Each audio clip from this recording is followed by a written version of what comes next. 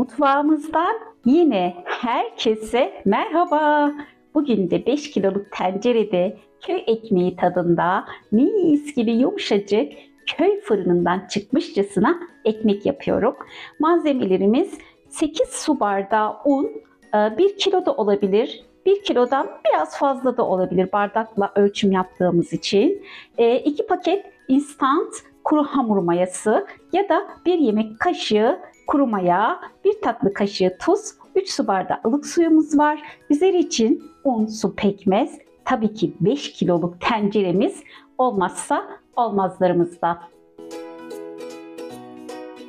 Güzelce kabıma, leğenime, derin bir kap da olur, leğen de olur arkadaşlar.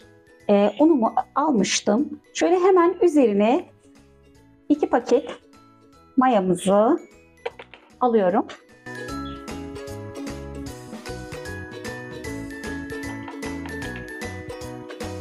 Üzerine çok tepeleme değil, şöyle hafif tepeleme olacak. Tuzumuzu da ilave ediyorum.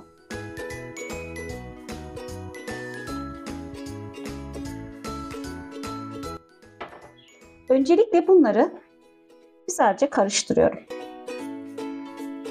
Unumuzun ortasını şöyle açtım. Hemen üzerine ılık suyumuzu da ilave ediyorum 3 bardak.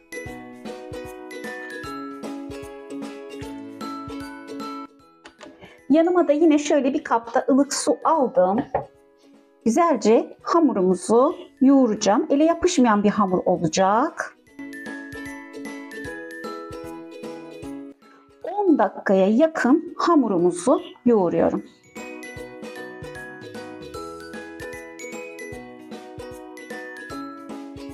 Bu aşamada yoğururken elimizi arada hafif hafif suya batırıp yoğurma işlemine devam ediyorum.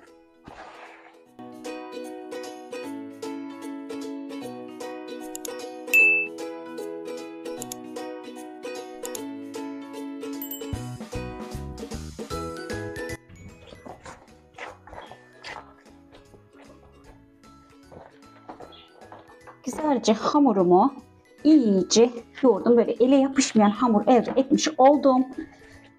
Güzelce yine şöyle açtıktan sonra üzerine un serpeliyorum. Hafif bir şey.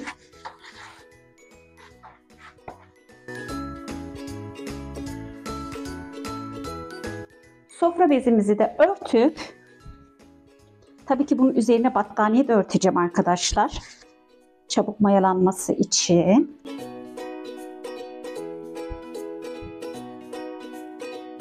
Battaniyemi de örttükten sonra 1 saat mayalanmaya bırakıyorum. Evet. Hamurumuz mayalandı. Hemen üzerine açtım. Çok da güzel mayalanmış. Tezgahımıza da un serpeledim.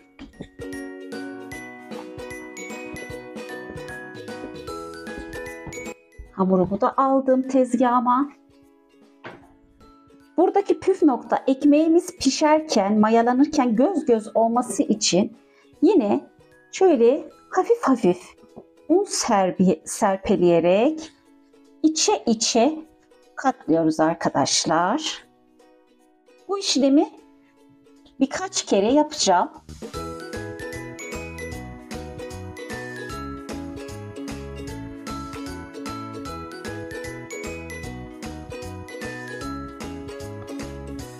Evet.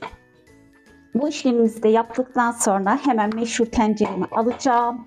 Almadan önce tenceremize şöyle bu alt kısmı olacak. İyice tam buğday unuyla yapışmasın diye tenceremize şöyle unluyorum. Tamamen.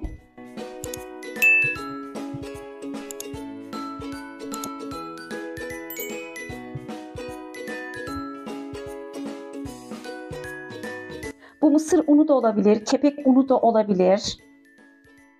Unlamak için alt kısmına.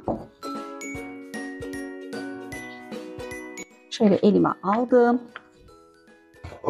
Güzelce tenceremizi de alıyorum. Hemen tenceremizi aldım. Şöyle hafif elimle açıyorum.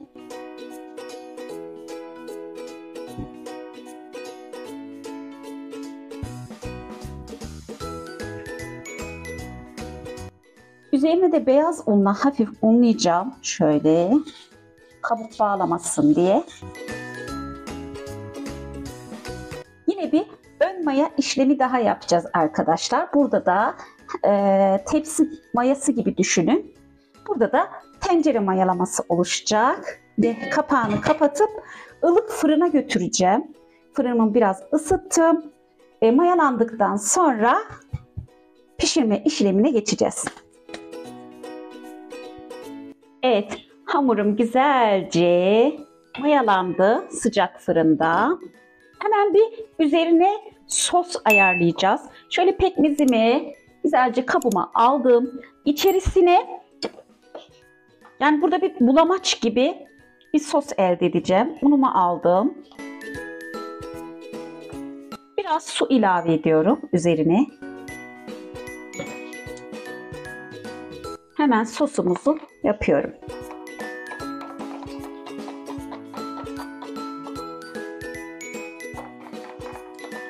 Sosumuz da hazır. Şu iç bölümlere fazla sos kaçmaması gerekiyor. Tenceremize ekmek yapışmasın diye ve güzelce üzerine sürüyorum.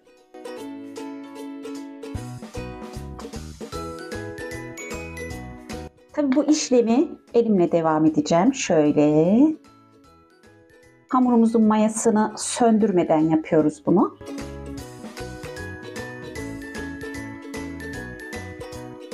Pekmezi biraz az ilave edebilirsiniz.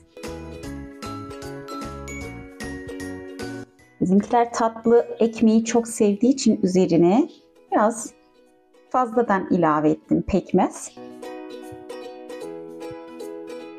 Şu uç kısımlara parmak uçlarımızla hafif hafif içe gitmemesi için sosumuzu bu şekilde sürüyorum. Kapağını da kapatıyorum. Önceden ısıtılmış 200 derecede fırında 1 saat 10 dakika civarı pişiyor arkadaşlar. Fakat fırından fırına bu mutlaka fark eder. Fırınımızın içerisine de şöyle bir kaseyle veya bir cezveyle su da alacağız. Benim şöyle göstereyim size. Fırınımın kendi su alma kabı olduğu için bu şekilde pişireceğim. Doğru fırına.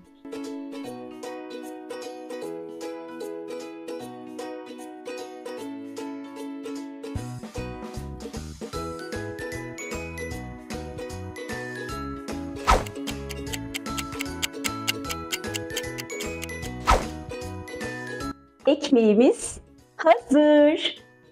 İçi iyice soğuttum. Henüz daha içi daha sıcak gibi arkadaşlar. Ekmeğimizi güzelce ters çeviriyorum.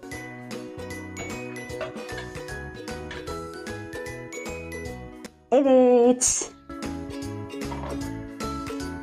Tamamen pişti. Tabii ki iyice içerisi soğuduktan sonra güzelce ikiye dilimleyeceğim. Daha sonra verev doğrayacağım. Görmüş olduğunuz gibi pekmezi biraz fazla sürmüşüm ben. O yüzden bu kenar kısımları hafif yapışmıştı. Bıçakla onu açabilirsiniz. Şöyle göstereyim. Resmen adeta bir pasta kıvamında olmuş diyebilirim. Tabii ki iç kısmını da göstereceğim. İyice soğusun. Geliyorum. Bir kere de tencerede bakkaldan 5 ekmek almışçasına. 5 ekmek arkadaşlar. Ekmeğimiz oldu hazır. Hem ekonomik, hem pratik, hem lezzetli, hem kolay. Köy ekmeği tadında sizlerin de mutlaka yapmanızı tavsiye ediyorum. Yorumlarınızı da bekliyorum. Yine bir videomuzun sonuna geldim. Kanalımıza abone olmayı, bildirim zilini açmayı unutmayın. Kucak dolusu selamlar, sevgiler. Tekrar görüşmek üzere.